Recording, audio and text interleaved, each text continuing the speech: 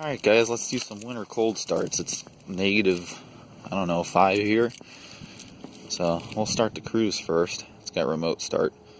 This is just a cell phone video, so I'm not going to bother editing it, so I'll just throw this up real quick. So let's go start up this Cruze here real quick. Well,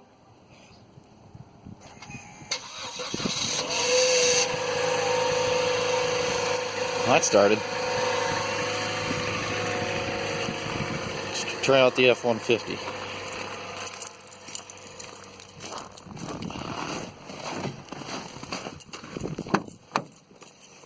This is 2013. It's got the 5-liter, and it's got 123,374 miles.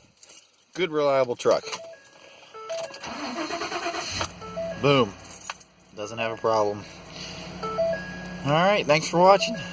Please be sure to like the video if you enjoyed it, and subscribe if you want. So, alright, take care guys.